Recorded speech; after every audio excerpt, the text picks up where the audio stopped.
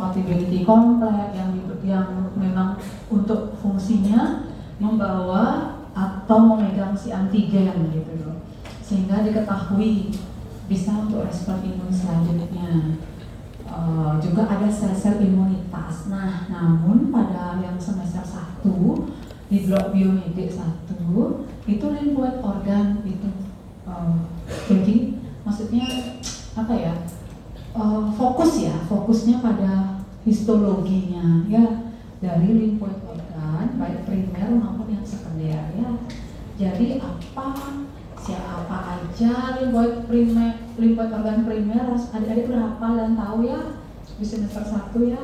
Yang primer ada 2, ada bone marrow atau sumsum tulang dan thymus. Sedangkan yang di sekunder itu ada lymph node, ada spleen atau lien, atau limpa, ada mucosa associated lymphoid tissue dan ada tonsil ya.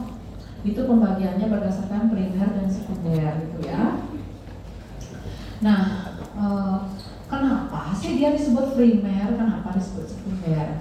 Jadi disebut primer karena dia organ-organ ini adalah tempat pembentukan ya, tempat pembentukan daripada sel-sel imunitas ya, terutama sel limfosit. Jadi pembentukan dan juga menjadi imunokompeten.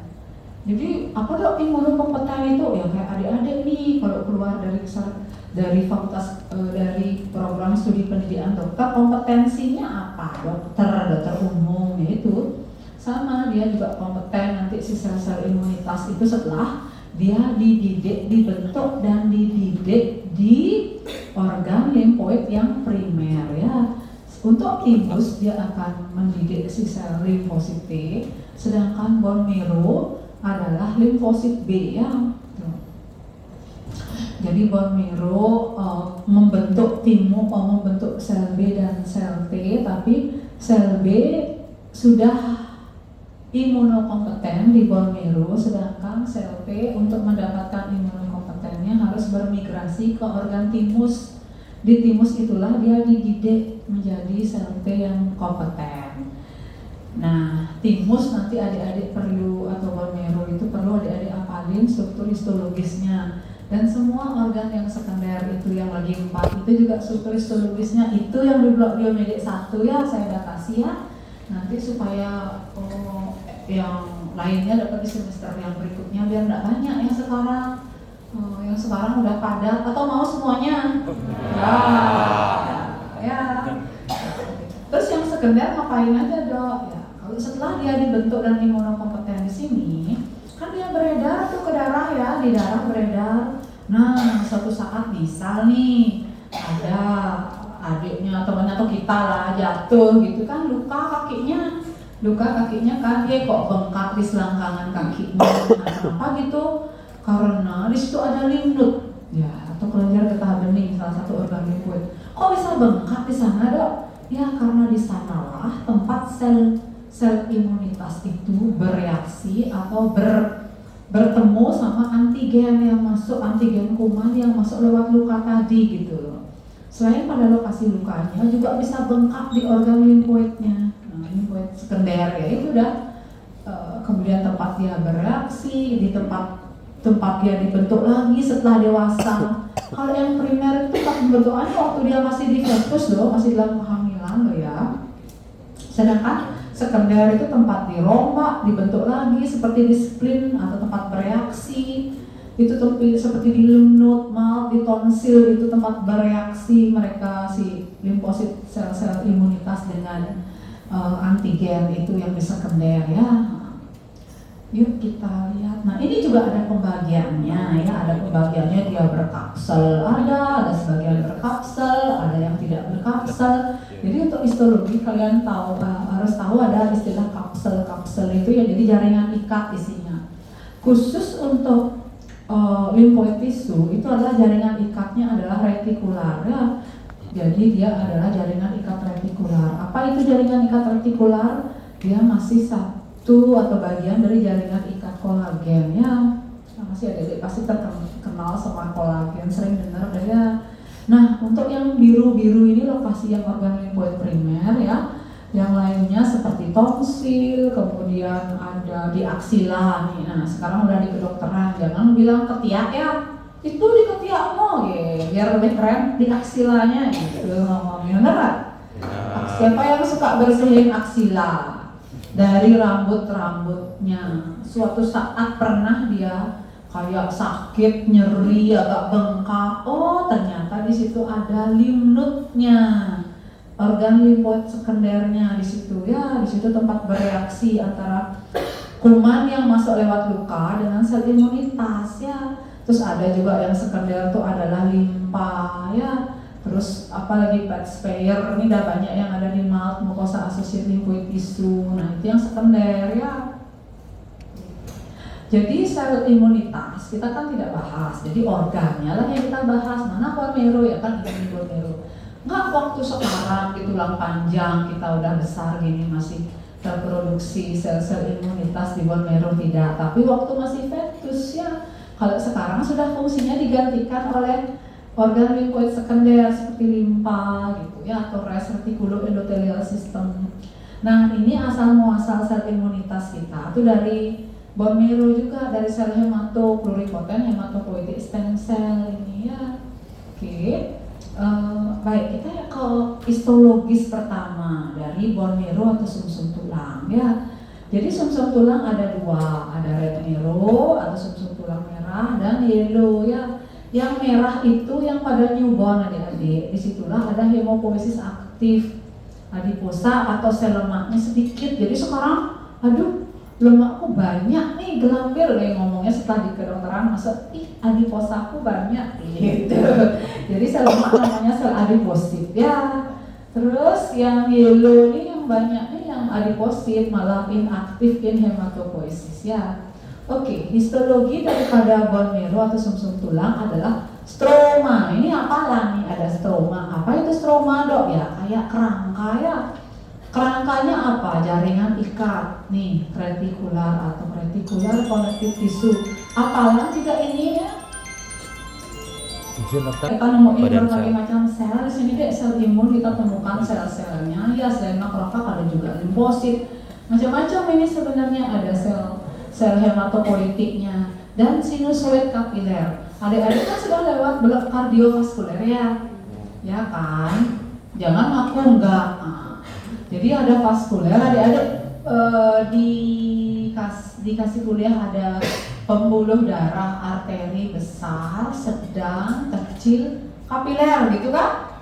Nah di kapiler itu ada berapa jenis kapiler? 3 dong, ada fenestrate, continue, dan sinusoid. Nah ini dia sinusoidnya, ada di organ-organ limfoid ini. Sinusoid ini tempatnya bisa disusupin sama sel. Jadi sel tuh bisa masuk di antaranya, di antara kapiler itu dia sinusoid kapiler. Sehingga sel limfosit loh bisa keluar masuk dari pembuluh darah menuju ke jaringan limfoid karena ada sinusoid ya. Jadi termasuk juga di sumsum tulang ada stroma dan ada sinusoid kapiler. Itu adik-adik hafalin. Stroma apa isinya ya? Ini udah tertulis ya.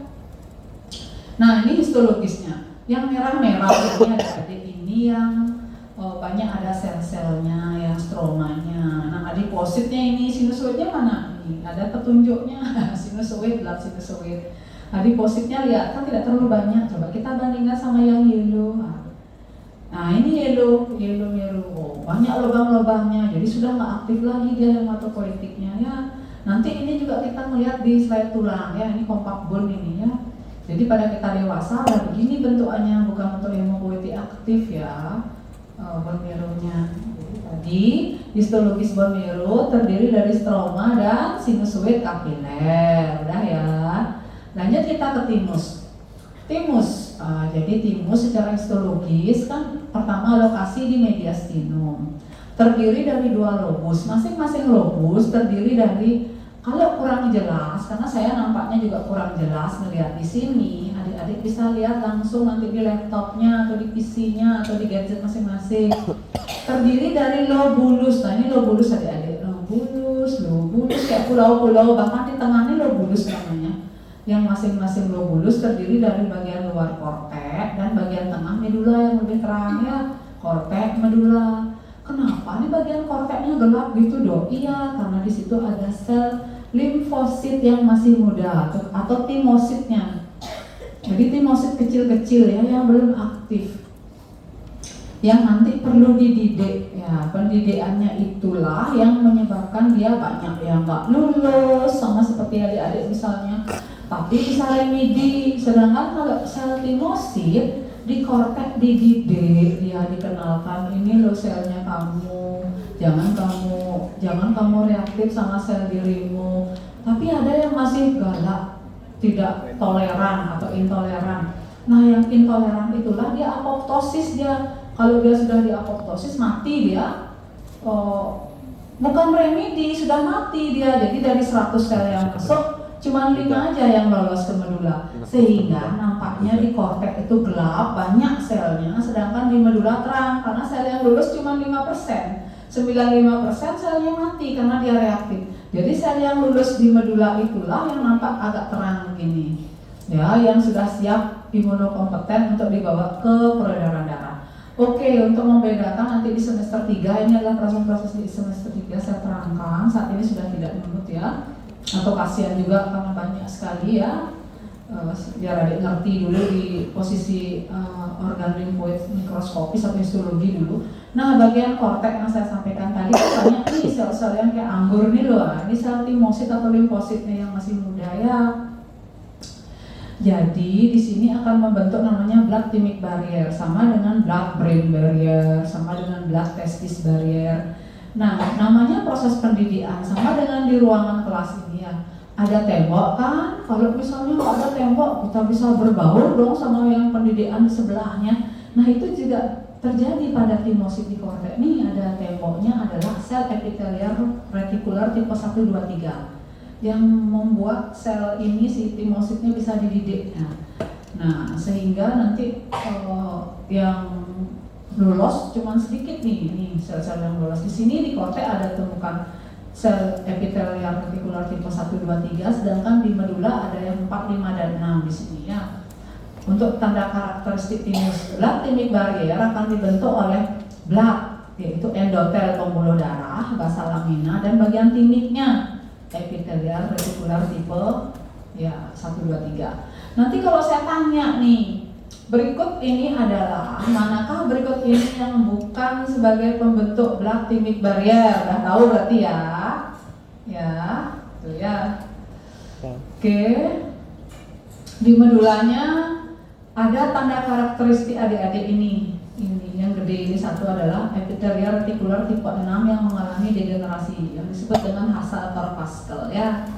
Jadi berikut Hassall Corpuscle adalah tanda karakteristik histologis yang ditemukan di bagian A. kortek timus, B. medula timus. Tahu ya medula timus itu ya. Bisa kira-kira sampai di sana ya? Ya nanti kan sepertinya sudah semua lihat-lihat juga slide-nya, sambil tanya-tanya kakak tingkatnya, ada soal contoh yang lalu nggak, kayak gitu ya. Jadi hampir ada soal yang namanya soal basic ya, mirip-mirip gitu ya. Tapi adik-adik harus ngerti juga. Ya, ini medula timus ya. Ada 4 tipe 4, 5, 6. Tipe 6 inilah yang mengalami degenerasi kayak gini bentukan di mikroskopnya nanti nih. Hassall Corpuscle. Oke, kita sudah dapat bone marrow dan timus ya. Jadi yang primer sudah. Selanjutnya kita ke sekunder lymphoid organ ya. Organ lymphoid sekunder yang pertama adalah lymph node.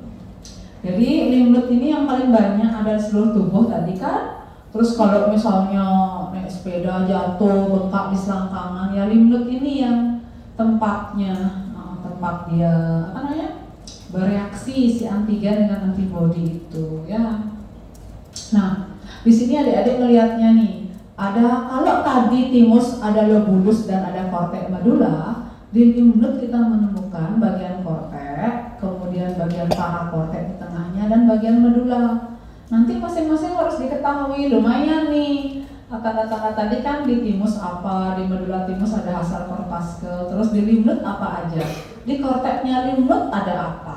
Di medulanya lymph node ada apa? Di parakorteknya lymph node ada apa? Jadi tambahannya adalah ada parakortek di lymph node ya. Kalau di di timus tadi kan kortek dan parakortek aja. Nah ini yang kita temukan di korteknya, bulat-bulat. Apa sih itu bulat-bulat dok? Saya pusing gitu. Ya ini adalah limfoid nodul namanya. Apa sih limfoid nodul itu dok? Isinya sel limfosit dek. Sel limfosit apa dok? Katanya dominannya sel imunitas lah, anggap aja limfosit yang dominan adalah limfosit B ya. Taunya dari mana? Dari penelitian. Jadi sekarang adik-adik kalau bicara itu berdasarkan evidence based medicine, jadi artinya memang berdasarkan hasil-hasil penelitian yang sudah dilakukan.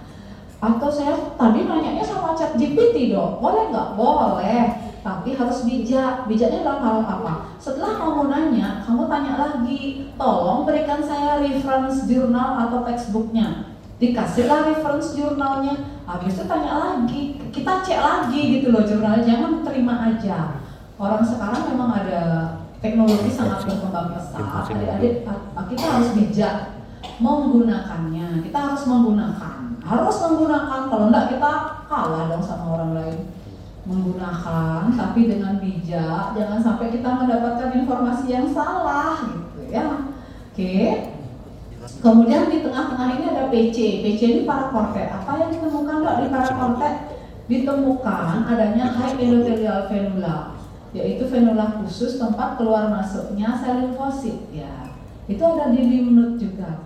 Dan yang terakhir di bagian medula ada MC. Apa itu MC? Medullary cord dan medullary sinus di sini. Jadi sinusnya.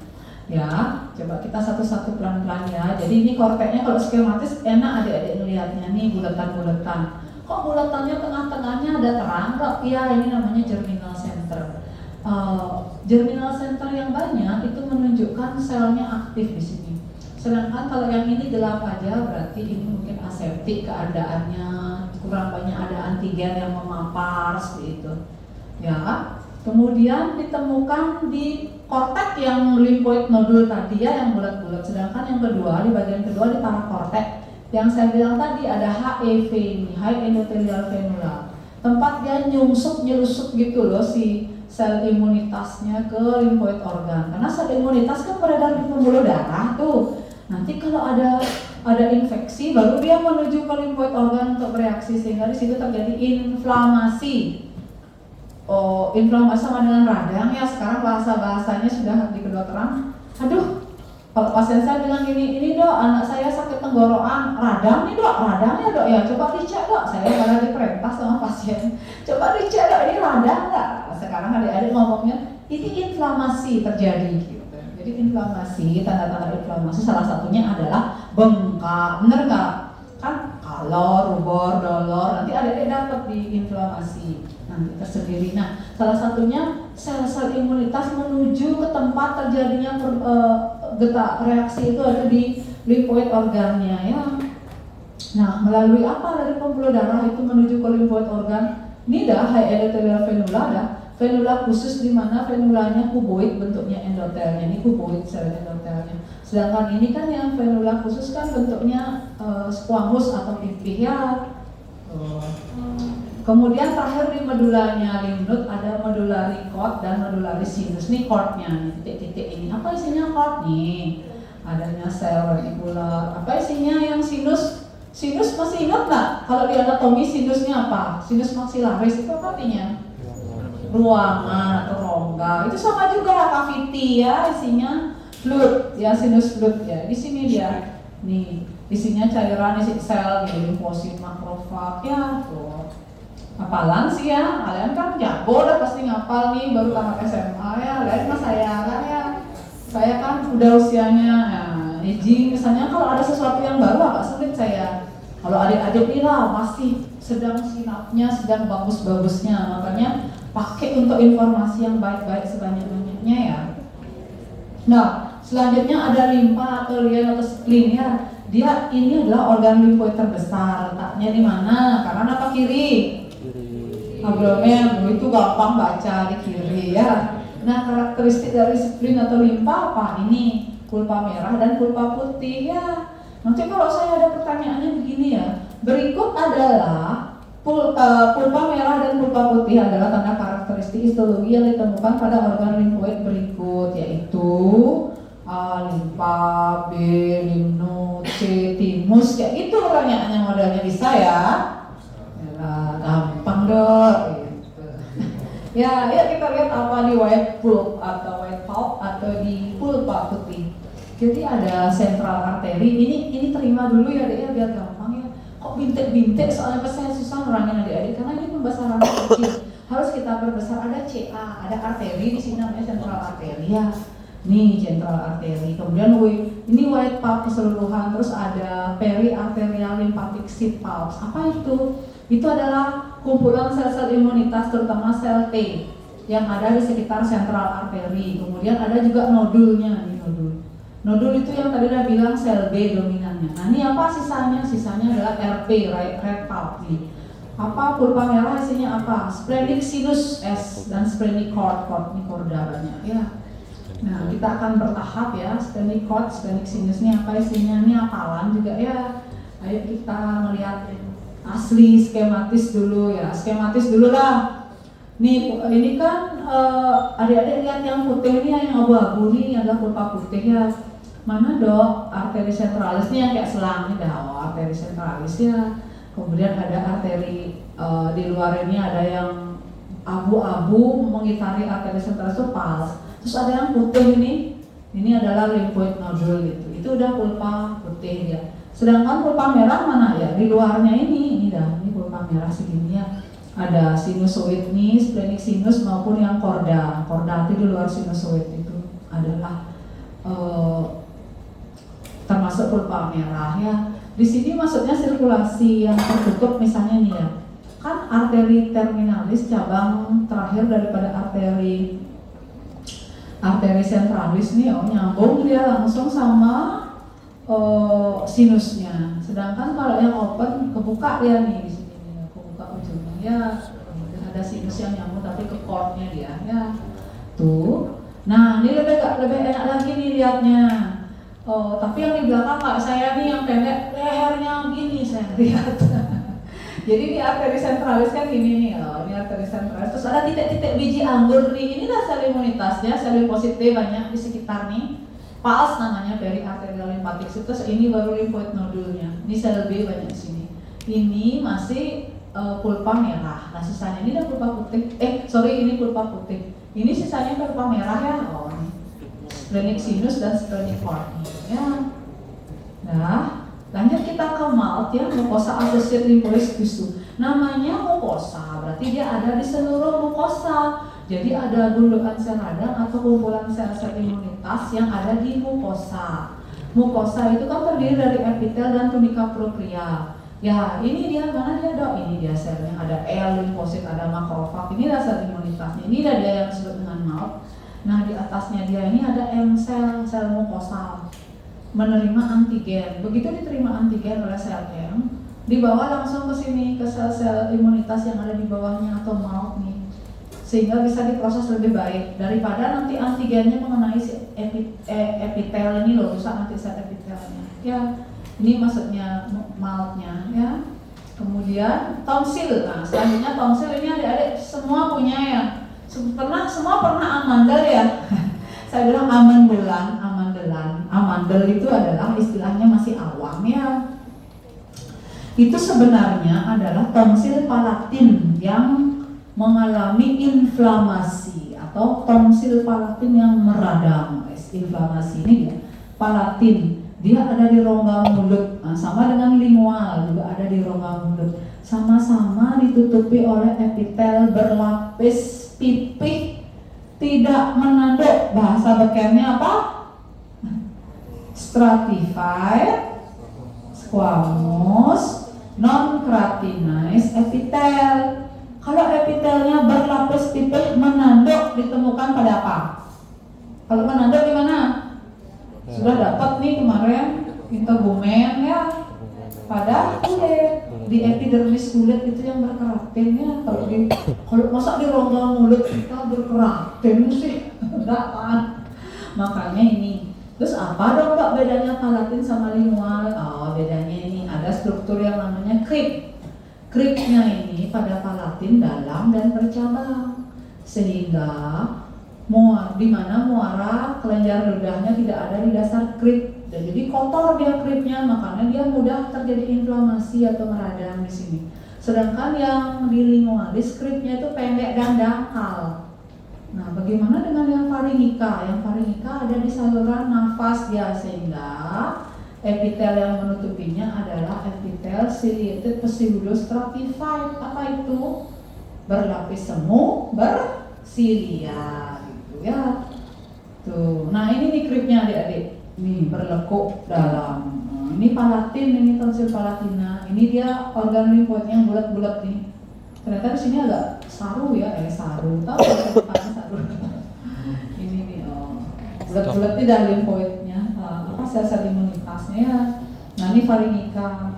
Sudah selesai ternyata. Untuk limfoid ya, sampai di sana aja sih. Ada limfoid yang primer, ada yang sekunder. Yang primer terdiri dari bone marrow dengan karakteristiknya adalah stroma dan sinusoid kapiler. Yang kedua ada timus. Timus terdiri dari 2 lobus, masing-masing lobus ada lobulus. Masing-masing lobulus ada apa? Korteks ada medula. Di korteks ditemukan epitelia retikuler tipe 1, 2, 3. Di medula ditemukan epitelia retikuler tipe 4, 5, 6. Di medula ada namanya Hassel Corpuscle. Udah ada organ limfoid primer. Sekarang ke organ limfoid sekunder. Pertama lymph node, ada di seluruh tubuh, bentuknya seperti biji kacang. Bagian-bagiannya secara histologis terdiri dari korteks, parakorteks, medula. Di korteks terdiri dari limfoid nodul. Di parakorteks ditemukan high endothelial venula. Di medula kemudian ditemukan medullary sinus dan medullary cord. Dan lymph node yang ketiga spleen atau lien ya, atau limpa. Itu yang terbesar. Karakteristiknya adalah pulpa merah dan pulpa putih atau white pulp, red pulp. Pulpa putih ditemukan apa? Central artery, PALS dari arterial lymphatic sheath, dan juga lymphoid nodule. Sedangkan pulpa merah ditemukan apa? Splenic sinus dan splenic cord. Nah, kemudian primal mucosa associated lymphoid tissue ya, ada peran sel M di situ di mucosa. Nanti ada lymphoid follicle atau sel-sel lymphoidnya ada di mucosa dia ya. Hampir ada di mukosa seluruh tubuh. Dan yang terakhir itu tonsil ya. Tonsil ada 3, ada palatin, faringika, sama lingualis ya. Dimana palatin yang terkenal paling mudah mengalami inflamasi karena struktur histologisnya terdiri dari kripto yang dalam dan bercabang, sehingga muara saluran kelenjar ludahnya yang ada di dasar krip tidak bisa mencuci bersih kripnya, sehingga mudah ada tumpukan kuman di sana. Makanya habis adik-adik makan yang enak-enak, tahu yang enak-enak, yang lezat-lezat dengan bahan kimia mungkin ya yang dianggap asing oleh tubuh, itu harus dicuci ya. Minum banyak kita, jadi cuci ya, nggak nempel di situ ya, dikumur-kumur gitu. Itu salah satu cara untuk mengurangi risiko supaya tidak inflamasi ininya. Tonsilnya itu aja sebenarnya, gampang ya, gampang. Diharapkan limfoid organ nanti lulus ya. Ada yang mau didiskusikan terkait limfoid organ? Sekarang saya baru di depan, enak ternyata duduk di belakang ya, ngerti ya? Nah, jadi dosen itu senang kalau mahasiswanya ngerti. Kalau udah dosennya semangat terus mahasiswanya masih pulang. Lagi yang saya ngerti sekarang baru awal semua juga adaptasi ya. Apa kalau ada yang nggak lulus nggak apa-apa, ada remedi. Ada remedi 1, habis remedi 1 ada remedi 2, betul nggak? Ada 3 lagi kan? Iya, jadi yang penting adik-adik sehat ya. Tetap sehat, masuknya pakai surat keterangan sehat psikis dan sehat fisik. Nah, keluarnya juga harus sehat. Tidak boleh ada yang sakit, kan? Jangan stres, belajar, jangan stres, senang aja, ya. Remedi nggak apa-apa. Kalau belum ada, sambil mikir-mikir kita lanjut ke muskulo dulu ya. Muskulo ada 2 topiknya. Ada tulang rawan, 3 tulang rawan, tulang sama otot. Nyusun ini kan Ultimate Barrier ya. Sana kan Kenapa kok ini aja? sama apa? Ini kan yang di sini. Ini tengahnya sih. Mana slide lainnya Ini deh? Ini Ini buat hah? Coba cek putaran tuh. Apa? Oh ini ya. Oh ini ya slide satu tuh. Ada begini buat ini berapa tulisannya? Apa itu tulisannya buat Ya. ini berapa? Sekarang saya di sini ya, nanti ya. Biar Tutorial adil. Marcel. Tadi di belakang. Oh iya, Tapi iya ada ini dia, kelas- ya, ini ini dia, kelas ini dia. apa ya? Iya. Oh, Udah kelas 3. B di depan terus. Sebenarnya agak kondisinya kayak kurang bagus ya sebenarnya. Tapi karena ini perdana. Biasanya dulu Blok Bio Medik 1 itu saya di awal-awal Mantap ini, ngajarnya, makanya ingat ngasih praktikum, panduan praktikum di awal. Jadi mohon maaf karena panduannya baru dikasih kemarin karena saya tak terlibat di H1 praktikum 1 sampai 8. Biasanya kalau saya terlibat di 1 sampai 8 saya di awal udah kasih gitu. Jadi belum ingat kemarin langsung ngudok untung 40 kasihan malam-malam ya. Nah, tapi untuk praktikum Muskulu saya sudah punya ininya, slide-slide yang saya foto memudahkan adik-adik untuk belajar di rumah. Terus untuk yang liquid sebenarnya saya udah punya juga, sempat moto juga dulu. Cuma saya cari kok gimana ya slide-nya. Adik-adik kakak punya, kalau ada kenalan kakak tingkat 3 tahun lalu ada kan slide-nya. Masih disimpan juga saya. Oke, kita ke tulang rawan sama tulangnya. Dengan satu slide ini ya, adik-adik akan mengerti menurut saya 80%. Batas lulus berapa? 60. 60 kan? Oh, dengan ini juga tahu 80. Makanya dengerin ini yang di depan slide aja. Slide itu gampang, ini cerita dia ya. Jadi ya, mari kita mulai cerita kita. Ya. Jadi di sini ada tulang rawan, ya tulang rawan cartilage ya tulang rawan. Kita punya 3 jenis ya. Ada hyalin, ada elastis, dan ada fibrocartilage atau fibros ya. Jadi dia ada distribusinya di seluruh tubuh kita. Dengan distribusi yang paling banyak adalah tulang rawan hyalin ya. Di mana aja sih tulang rawan hyalin? Ada yang tahu? Lagi, bagus. Lagi. Ujung-ujung tulang panjang. Wih, pintar. Namanya apa ujung-ujung tulang namanya articular cartilage. Itu nanti spesial loh, ingat banget itu spesial banget tuh tulang rawan hyalin yang sangat spesial. Kenapa? Itu adalah tulang rawan hyalin, satu-satunya tulang rawan hyalin yang tidak punya perikondrium, yaitu articular cartilage yang nyampe di perikondrium udah. Oke, elastis, tulang rawan elastis di mana aja? Ayo, TPN kanan, jangan harus TPN kiri. Ayo deh, sana. Epiglottis. Wih, epiglottis. Jangan lupa ayo. Siapa namanya? Area. Hah? Area. Oh iya, dia jangan dibarang terus. Dek. Telinga. Siapa namanya dek yang pakai Telinga. kaca? Banyak yang pakai kaca. Sorry. Yang bajunya ini. Telinga. Kamu deh. Tuba. Sakit ya? Sakit. Oh iya, pakai masker. Pakai masker Next juga. slide ya. Allah ya. Merasa masih zaman pandemi. Iya, nggak tegang. Apa sebenarnya dek? Abi. Oh, Abi itu ya pintar-pintar namanya Abi. Iya, Abi ya, mana Abi? Ada. Nih loh Abi, nih daun telinga, nih cuping hidung, Hidung. ya, hyalin sudah, elastis sudah. Ada. Fibrus, ayo, mana fibrus? Kemarin kemarin. Fibrus mana? Di mana aja? Interstitial. Oh. Apa namanya? Sibisis pubis, Sibisis pubis, intervertebralis, vertebralis, ya, gitu. Nah, ini semangat dikit ya. Oke, ada 3 kan. Yang paling dominan berarti hyalin yang berada di seluruh tubuh itu hyalin, elastis beberapa, dan fibrus paling sedikit ya. Nah, dari ketiga jenis tulang rawan itu memiliki unsur-unsur atau elemen, baik sel maupun matrik ya, sel matrik. Ingat tuh sel dan matrik. Selnya apa? Kalau tulang rawan selnya ada yang dari Sulawesi nggak? Di Makassar ada nggak? Nah, kondro depannya. Chondrogenic cell, habis itu chondroblast, habis itu chondrosit, itu yang ada. Yang di sel tulang rawan namanya kondro depannya ya. Beda nanti sama yang tulang namanya osteo. Jadi pertama-tama cerita nih. Jadi chondrogenic cell itu si moyangnya tulang rawan itu nanti nanti bisa berdiferensiasi menjadi sel yang namanya kondroblast. Sel kondroblast menghasilkan bahan namanya matre ini. Jadi unsurnya ada matre.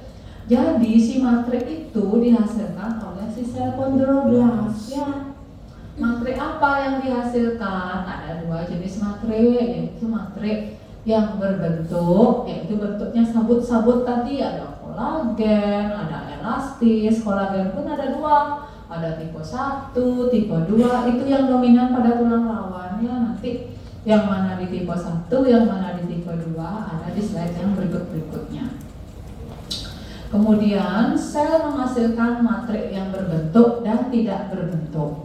Matre yang tidak berbentuknya apa namanya? Atau amorphous substance. Salah satunya misalnya asam hyaluronat. Pernah dengar nggak?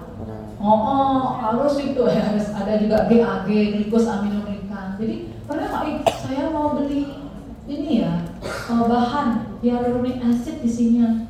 Yaitu biasanya untuk di estetik atau kadang untuk diinjeksikan di sela-sela tulang, di sendi gitu loh ya.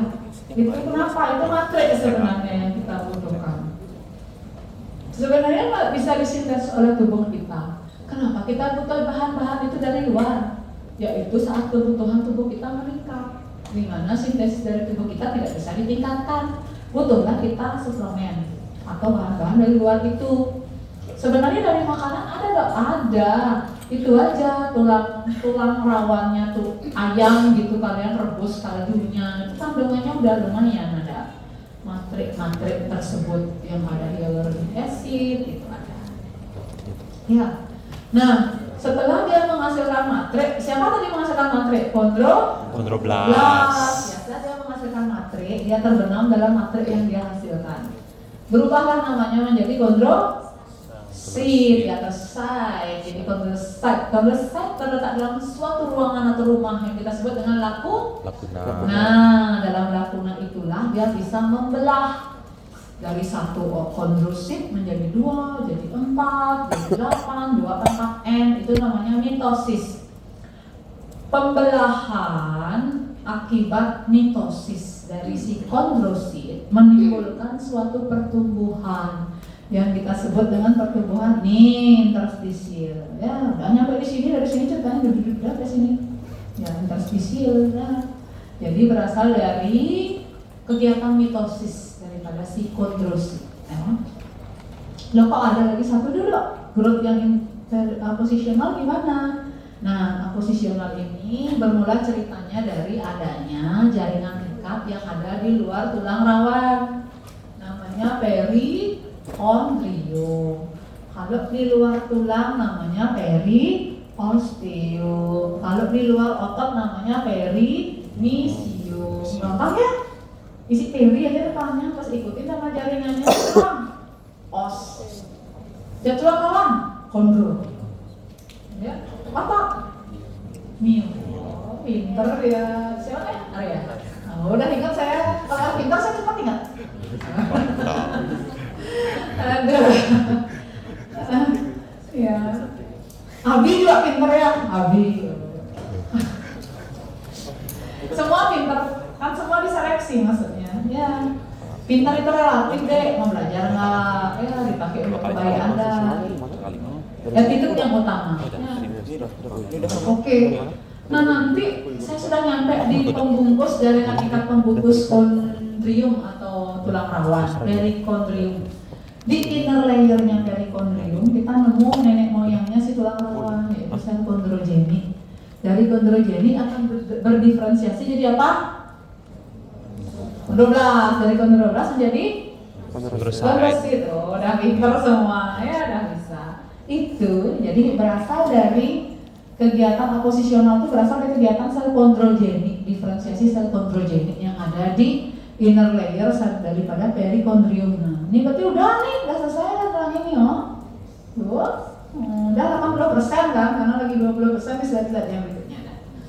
Terus selanjutnya kita ke tulang. Nah, ini udah hafal semua ya. Kan udah anatomi kemarin. Ada nggak yang nggak tahu mana tulang iping? Angkat tangan. Kalau ada yang nggak tahu setelah ujian, saya nanti lapor pada teman-teman. Ada nih satu nih anak buahnya nih nggak tahu yang mana tulang pipih, nggak ya siapa aja udah tahu ya tulang pipih mana, pendek mana. Ya kalau tulang yang sesamoid apa contohnya? Ya tuh udah hafal kan, nggak jadi dilaporin. Tapi dokter Wardana sekarang pada sesi ini baik hati dia ya. Kalian disayang di sesi ini, nggak terlalu kan? Nggak ada semua rasanya baik-baik ya, ada ya. Semua pasti untuk kebaikan anak didiknya. Pokoknya semuanya positifnya aja diambil ya. Nggak apa-apa. Oke, kita lanjut, jangan ribut biasa tuh ya. Yuk kita di tulang itu ternyata elemennya sama loh ya. Ada sel, ada matrik juga. Hanya saja selnya di sini mulainya ya. Jadi kita mulai dengan osteoprogenital cell. Nah, osteoprogenital cell itu kalau tadi kan kondrogenik, di sini osteoprogenital cell moyangnya sel tulang nih. Dia akan berdiferensiasi menjadi yang namanya osteoblast. Blast dulu asalkan dan namanya blast itu lebih mudah ada. Anggapnya erythroblast, itu sebelum erythrocyte namanya erythroblast. Begitu juga yang lainnya, blast dulu, blast itu sel muda. Nah ini juga gitu, osteoblast. Osteoblast nanti akan menghasilkan sama nih, sama chondroblast menghasilkan matrik dia. Matrik, sama matriknya dok, iya ada berbentuk, ada nggak berbentuk. Yang berbentuk cuman dominannya adalah kolagen tipe 1 aja dia, nggak ada kolagen tipe 2 di sini. Makanya strukturnya keras dan kuat. Jadi matriknya kolagen tipe 1, kemudian ada juga dermatan sulfat, kemudian sama ada GAG, hyaluronik. Nah, ada juga matrik anorganik. Kalau di tulang lawan matriknya organik aja, di tulang ada matrik anorganik, makanya tulang menjadi keras kuat. Matrik anorganik apakah dihasilkan oleh sel osteoblast? Tidak. Tapi hanya disimpan saja. Terus nemu dari mana dia? Dapat dari makanan atau intake adik-adik yang disuruh sama mama papanya tiap hari minum susu. Nah, itu karena mengandung kalsium gitu. Yang lain banyak juga mengandung kalsium, cuman yang dominan pada susu aja ya, secara awam orang tahu ya. Nah itu berasal dari sana, nanti disimpanlah dia dalam sel osteoblast itu. Kalau di sel osteoblast di bagian apa nih ya dok disimpan kalsium? Oh di bagian retikulum epitelial yang smooth. Ada juga di bagian matrik daripada si mitokondria, itu tempat penyimpanan kalsium yang ada di sel. Nah kemudian setelah dia menghasilkan matrik, dia diselubungi lagi sama matriknya dia nih, terletak dalam satu lakuna, kemudian namanya berubahlah menjadi osteosit. Hanya saja osteosit dalam satu lakuna ada satu osteosit. Tidak seperti kondrosit yang satu lakuna ada 2, ada 4, karena si kondrosit membelah. Sedangkan kalau osteosit dia tidak membelah ya. Jadi tidak ada di sini akibat pembelahan mitosis yang interstisial, nggak ada pada tulang, hanya ada pada tulang lawan karena osteositnya nggak membelah lagi. Nah, sehingga pada tulang pertumbuhannya hanya posisional, berasal dari aktivitas apa? Si periosteum, ada sel osteoprogenitor sel di sana. Di sini ada sel apa? Kondrogenik di sini di perikondriumnya. Kalau ini periosteumnya ya. Nah, dan dia tumbuh namanya. Nah, cuma di sini ada satu istilah penulangan atau pembentukan tulang. Ada pembentukan tulang yang primer atau intramembran, biasanya pada tulang-tulang pipih gitu. Dan pembentukan tulang primer yang mana dok? Yang tadi ceritanya sama itu. Osteoprogenital cell, kemudian menjadi osteoblast, menjadi osteosit. Terus yang kalau penulangan yang endokondral gimana dok? Itu pada penulangan biasanya pada tulang panjang, jadi perlu model tulang rawan ya. Jadi tulang rawan bisa jadi tulang ya? Bisa, pada tulang rawan hialin ya, adalah tulang rawan hialin yang pada tulang panjang ini dia akan menjadi model tulang panjang. Tulang rawan jenis apakah yang dapat dipakai sebagai model tulang rawan pada penulangan endokondral? Iya, tulang rawan hialin jawabannya. Ya, berasal dari kata hyalos yang artinya bening seperti kaca. Tapi ini saya nggak sekarang dikeluarkan ujian kalau nggak salah, cuma sampai di sini aja. Ya, ini disimpan nanti ya. Kemudian ini baru kita mulai ke perspesifiknya yang tadi saya sampaikan.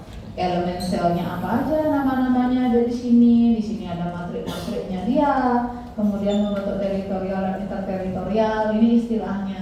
Yang paling dekat sama lakuna namanya teritorial, yang interteritorial itu lebih jauh, nanti akan menimbulkan tanda karakteristik histologi yang berbeda. Jadi di bawah mikroskop adik-adik lihat warnanya yang agak beda, ungu dan pinknya. Yang terakhir adalah perikondrium ya. Perikondrium ini kan ada outer, ada inner. Nah ini innernya ini yang mengandung kondrogenik sel ya. Nah satu lagi sel massa tulang rawan adalah avaskuler. Terus dia mendapat nutrisi vaskularisasi dari mana dok? Ya dari difusi dari perikondriumnya. Nih ada pembuluh darah di sini ya, blood vesselnya.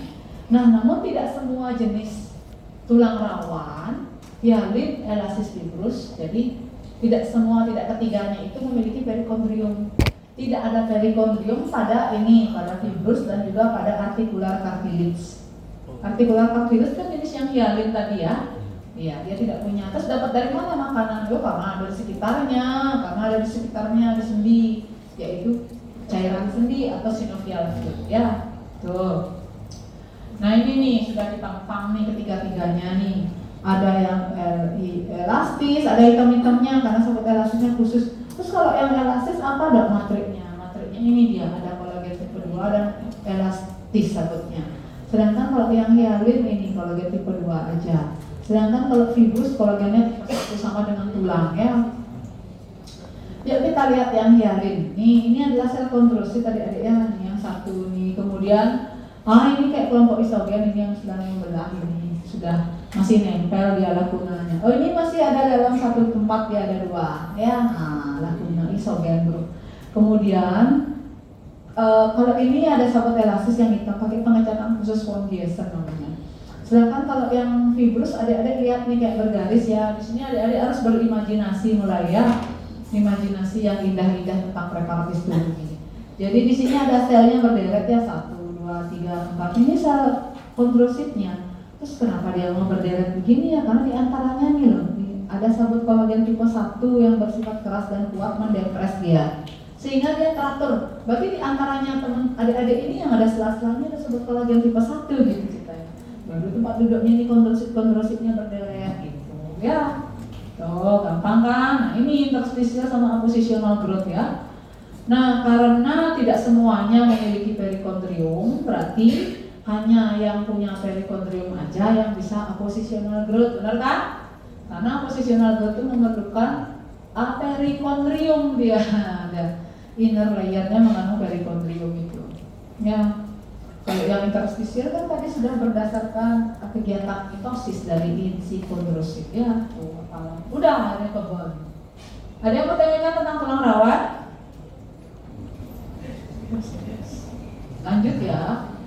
Tulang juga sudah saya sampaikan ini ya, sel-selnya ada osteoblas, ada osteosit yang letaknya dalam lakuna.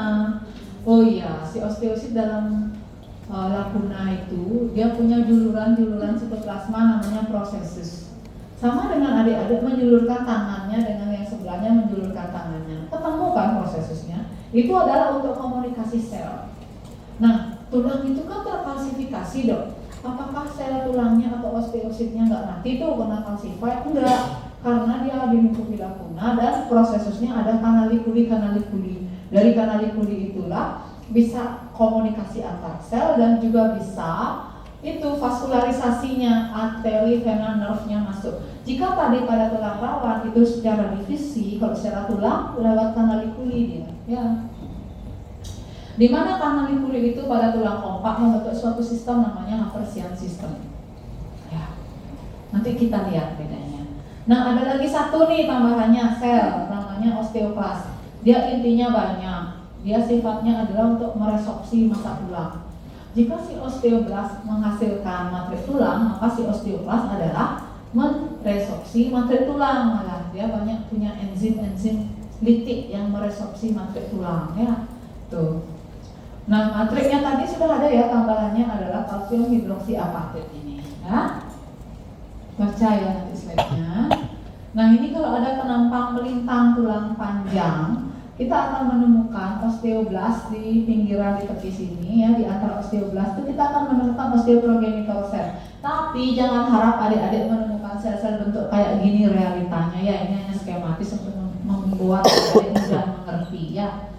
Nanti untuk membedakan si osteoblast sama osteoprogenitor cell perlu pengecatan khusus juga. Sama seperti yang limfosit tadi, limfosit B sama T bentuknya sama.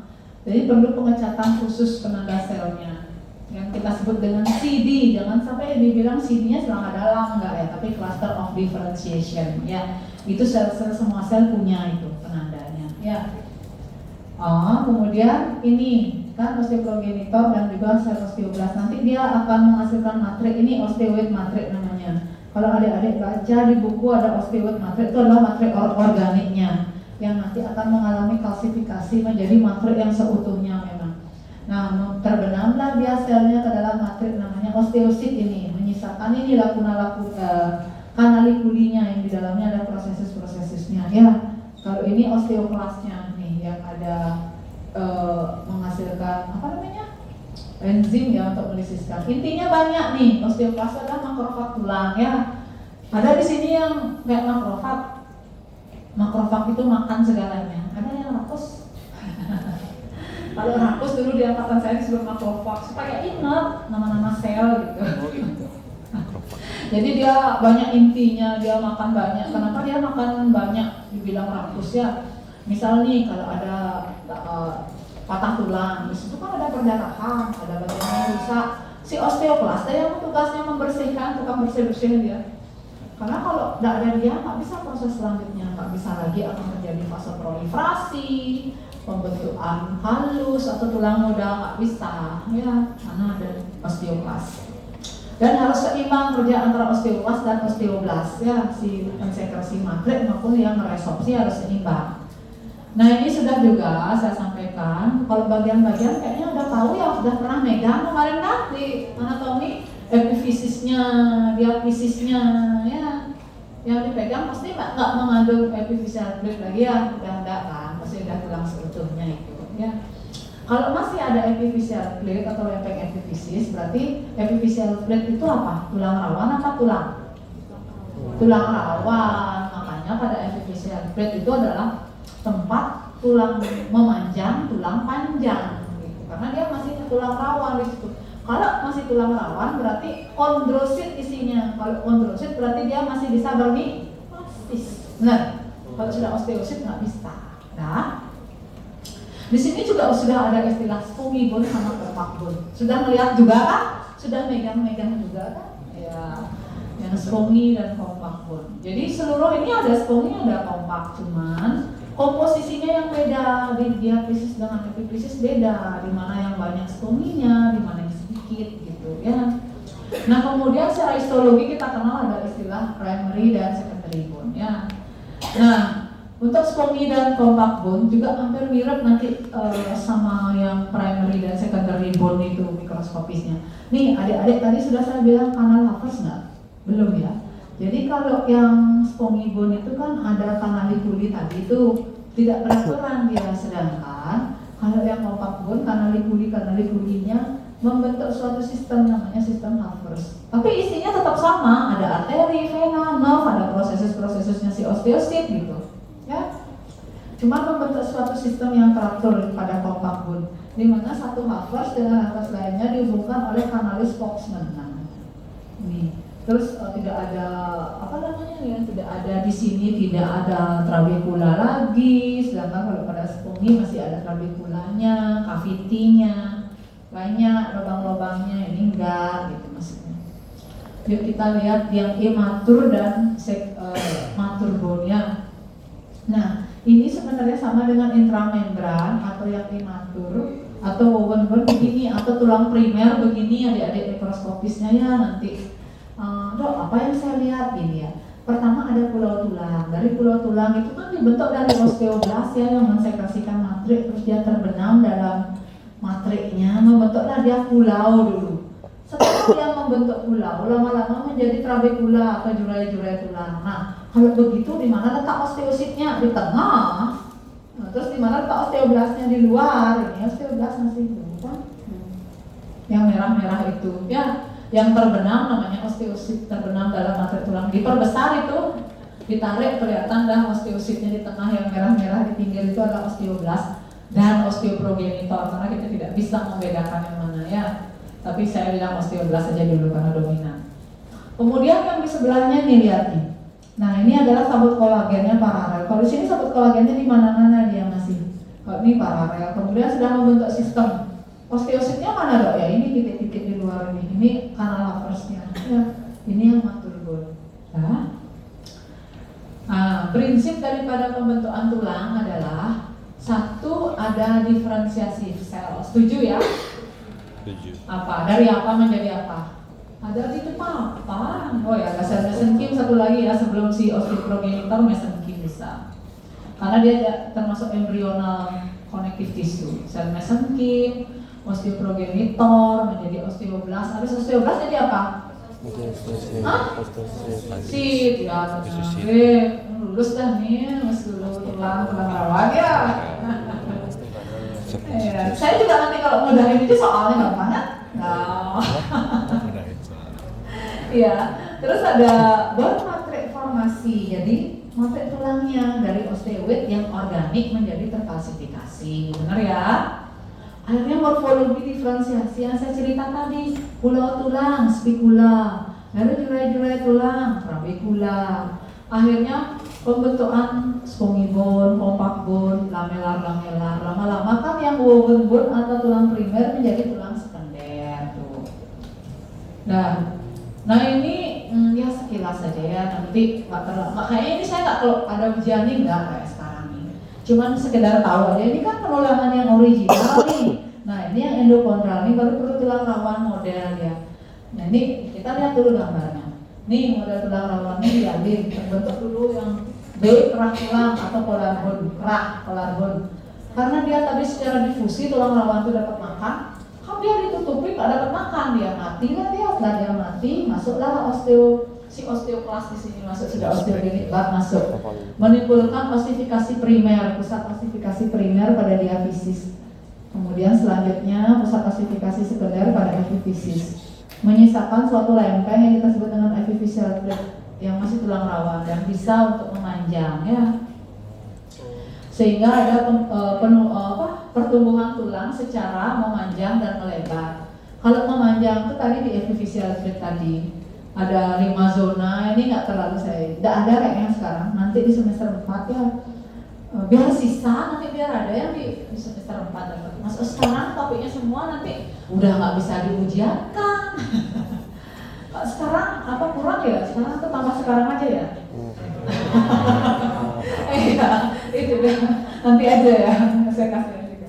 Terus ada yang melebar, kan melebar ini yang posisional tadi ya. Dia kan tidak bisa interstisial kecuali dia masih tulang rawan ya. Nggak terlalu dah. Ini udah selesai dia, ini beda-bedanya cartilage sama bone. Nggak selesai. Ada yang mau tanyakan untuk tulang rawan? Apa lanjut? Otot? Lanjut ya. Semakin cepat selesai semakin bagus ya. Aduh, nanti ada juga nih praktikum, misalnya praktikum belum, nyontok dulu.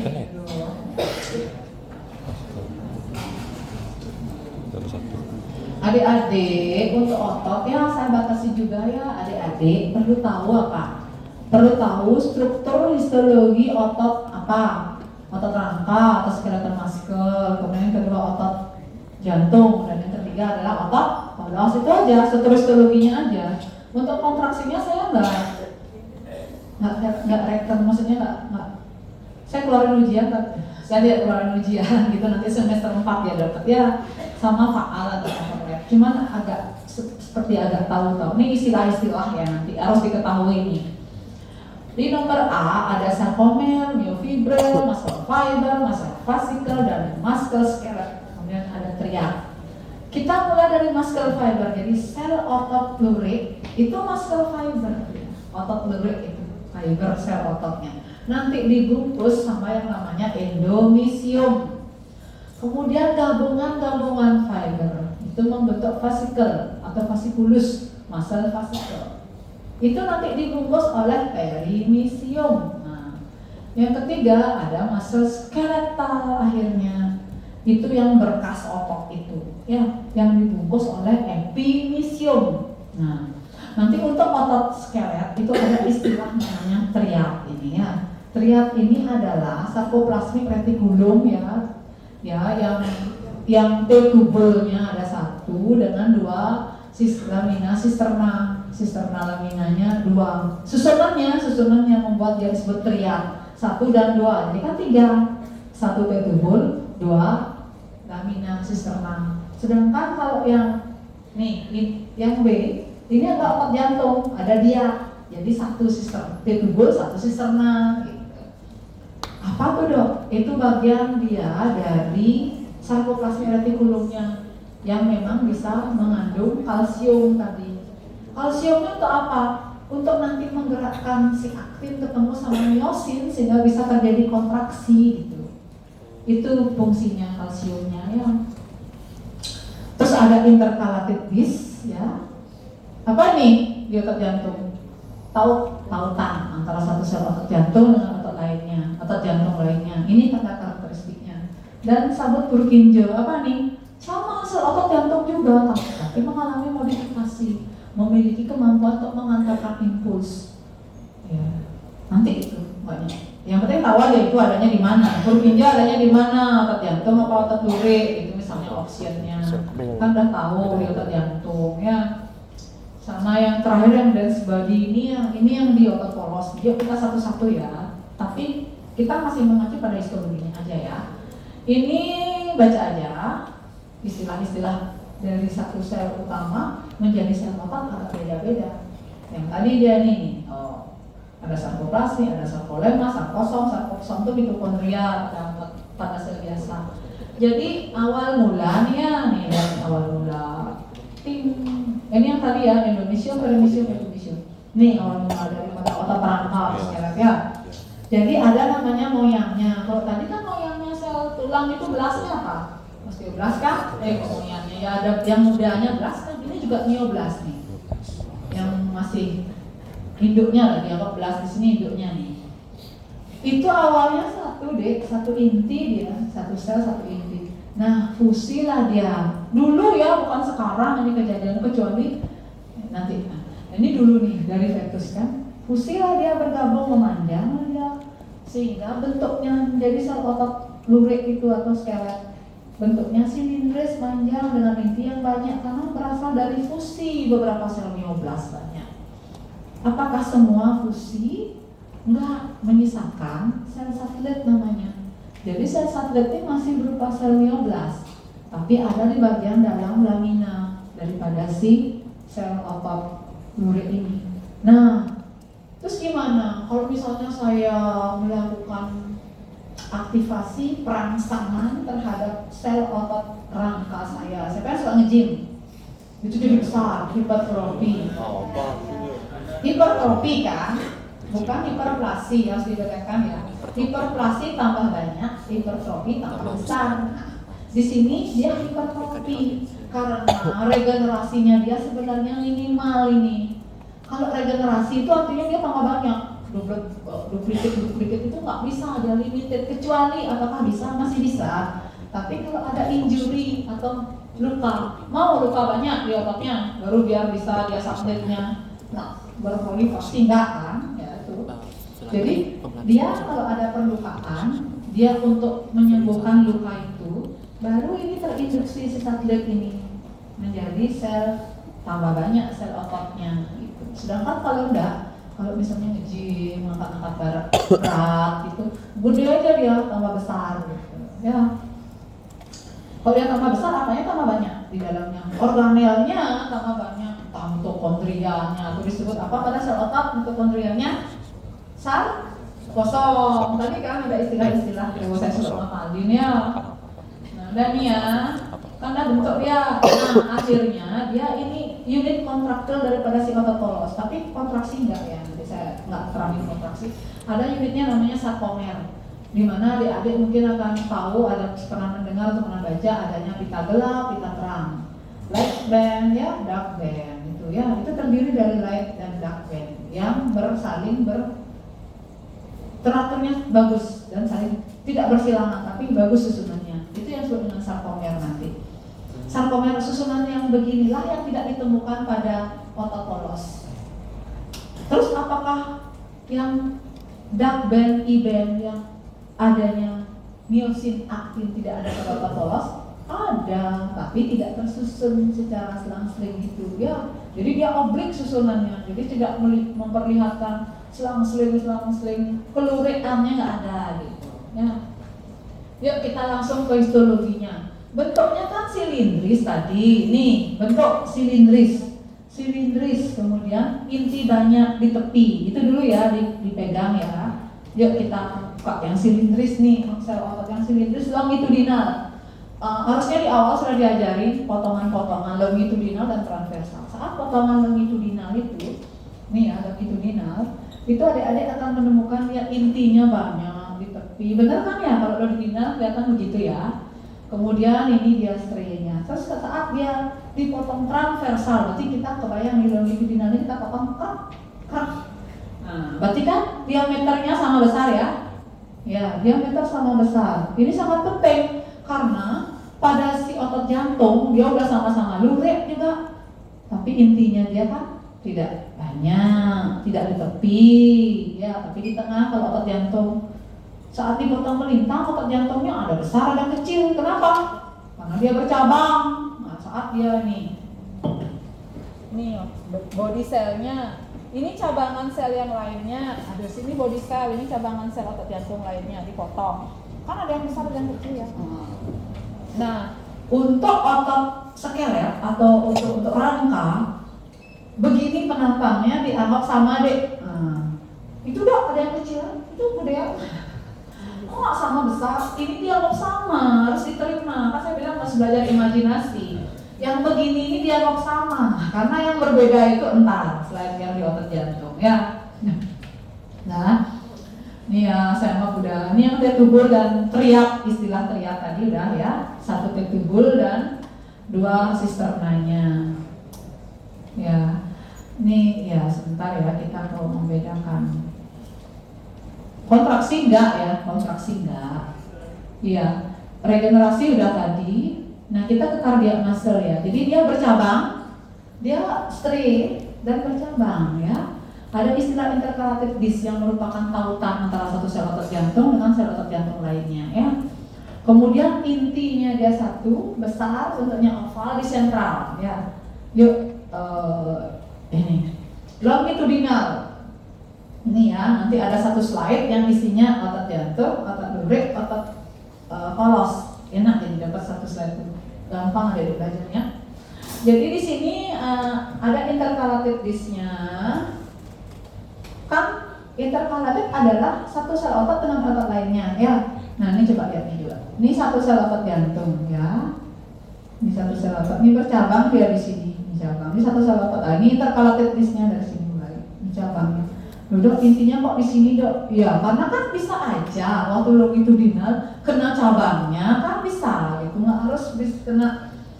Ya gitulah harus mengerti lah caranya berpikir. Nah ini nih lihat nih, intinya kebetulan nih dapat nih yang satu nih inti di tengah kebetulan. Nah ini loh dapat yang cabang mungkin nggak ada intinya, ini kan nggak dapat inti dia gitu. Ini kok intinya nggak di tepi dok?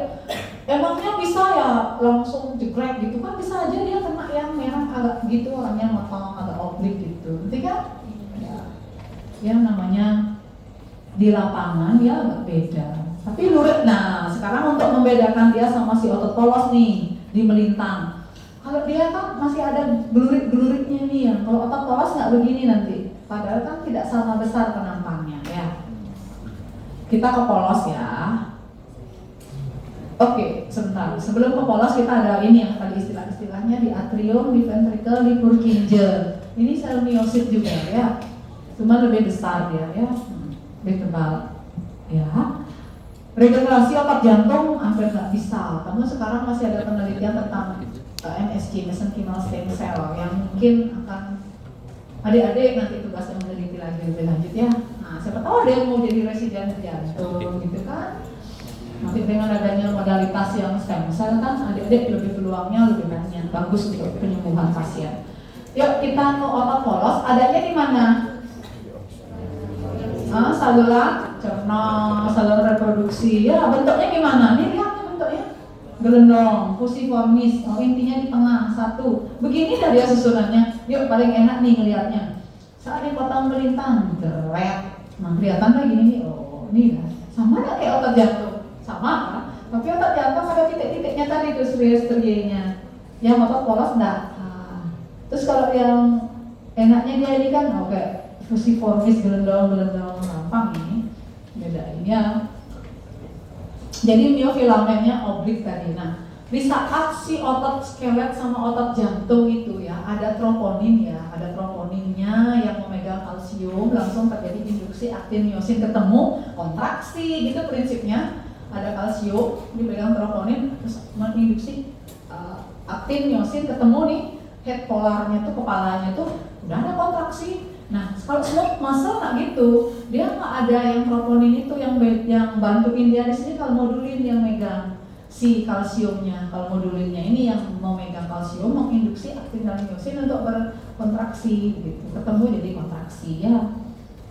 Tuh, nah nih kan tidak ada kan serinya, nah, polos penampangnya, memang dia polos, namanya otot polos makanya bisa ya. Gampang kan ngapalin ya histologisnya ya, otot polos, striated sama jantung. Gampang ini udah tak baik ini dia, biar gampang deh ya lulus.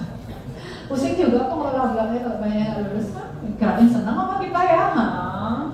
Ini nih beda-bedanya nih, lihat nih baca-baca. Ya, sampai di sana ada pertanyaan? Belum.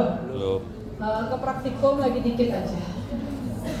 Nah ini untung saya nggak nemu slide praktikum yang lagi satu. Yang kalau nemu banyak lagi. Nggak ya, senang lagi. Adik-adik nanti kan ada 8 topik lagi tuh, 9 sampai berapa ya? 9 sampai berapa ya? Nah itu udah sisanya kan? Nah, ya 9 sampai berapa artinya? Itu kan ada 2 topik untuk tulang rawan, limfoid per topik dapat 3 saya catat.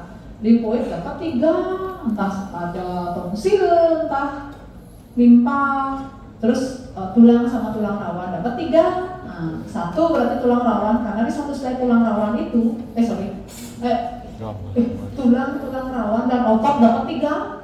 Otot 1 slide sudah ada 3. Tulang rawan, ya hialin paling banyak ya. Nah ini dah sama dengan kalian lihat mikroskop dah ini, dah percis. Ini tulang rawan apa? Dari tulisan. Yang ditunjuk apa?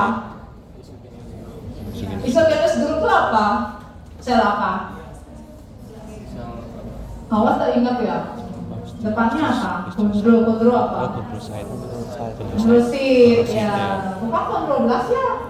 Kalau kondroblas di tepi dia letaknya ya. Dalam kelompok isogen, terletak dalam lakuna. Itu sel-sel kondrositnya dia. Ini banyak, ini sel kondrositnya, ini 1. Yang ini 1. Ini banyak isogen group. Nah, ini diperbesar. Pembesaran itu kan sudah tahu kemarin ya.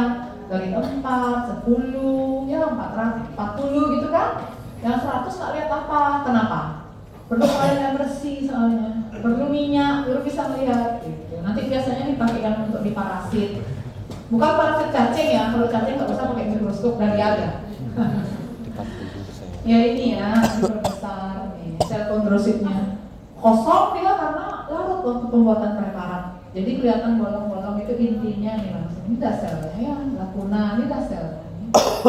Nah ini dia baru membelah. Terus, iya semuanya tadi baru ada dalam 1 lakuna 2 sel. Nah ini untuk yang fibrus kan tadi kita bilang dia ada sabut kolagen tipe 1 ya, diantaranya ini yang keras kuat. Jadi sel-selnya berderet gitu deh, kayak susunannya teratur ya. Iya nih.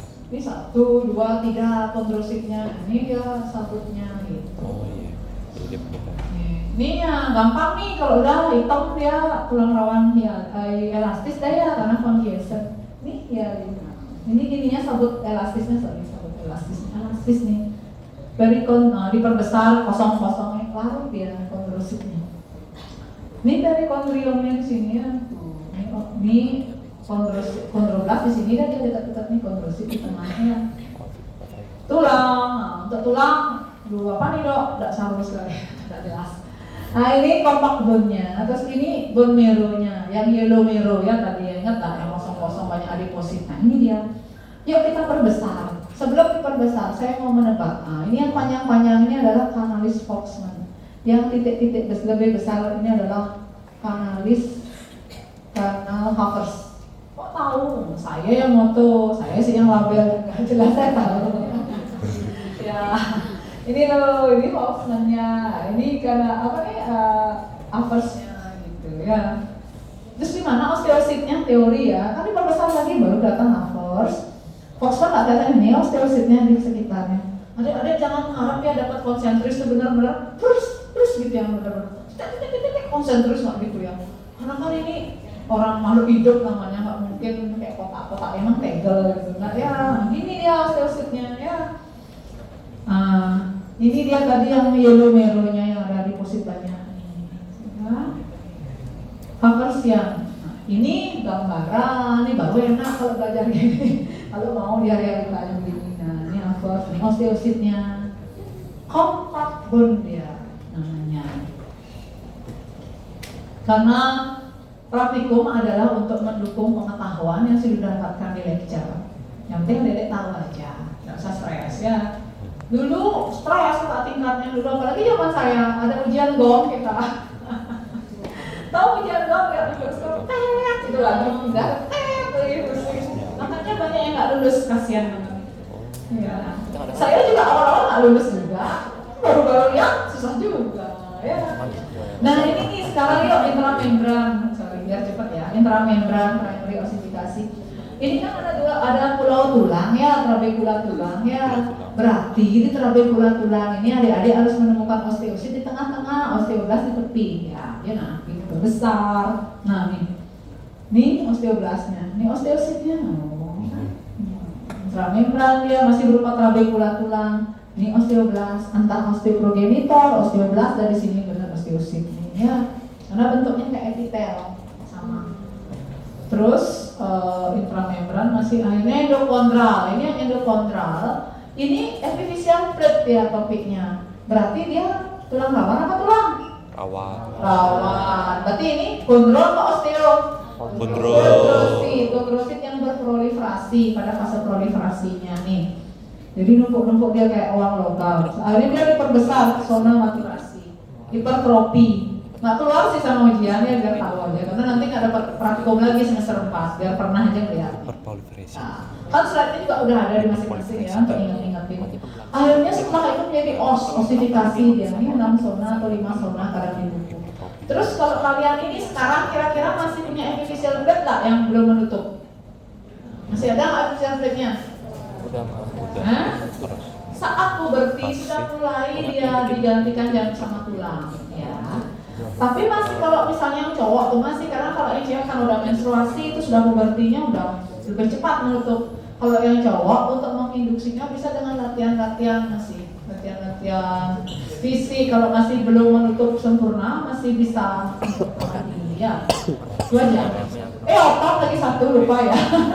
Otot. Ini kardia. Kalau begini kardiaknya gimana ya ciri-cirinya kalau kardiak? Ingat nggak? Ya dulu ada stria. Ada striated. Membedakan dia sama otak polos kan? Ya, ini striatednya nih. Wah, udah aja ada striated gini. Adik-adik mikirnya ini jantung apa lurik ya gitu atau skeletal ya.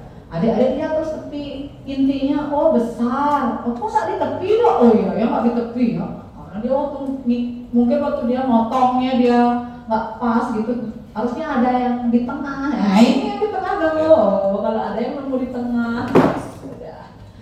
Ya ini kardiak gitu. Ini lebih gampang lalu kardiak. Muscle, potongan longitudinal yang enak. Kenapa? Karena ada intercalated disc-nya ini, kicik-kiciknya ini, kicik-kicik. Ini yang intercalated disc sama intinya gede. Ini jelas banget sama striatednya. Ini bercabang kelihatan. Nah, ini dapat lagi bolak-balik ya kardiak muscle ini di tengah nih intinya bagus. Oh, yang tengah ya. Ini yang skeletal. Ya. Oh, kalau gambarnya lah, skematisnya gampang ya. Ini dia bikinnya biar sama ukurannya. Ini yang smooth muscle ya. Tuh dia benar-benar halus ya. Polos halus. Ya, gerendam bentuknya. Bisa ya? Bisa kayak Ya. gampangnya. Oke, itu aja. Ada yang mau didiskusikan nggak? Itu cirinya dia. Ada yang mau ditanyakan? Belum ada. Dia Belum. bentuknya bukan memanjang dia Aman ya? apa namanya ini Numpuk-numpuk gitu ya. ya gini dia ya numpuk selalu numpuk yang Bisa. lain Atau polos ini ya yang mana? udah ya Di anu, di mana yang di otak polos? di pencernaan Di tengah. Otak polos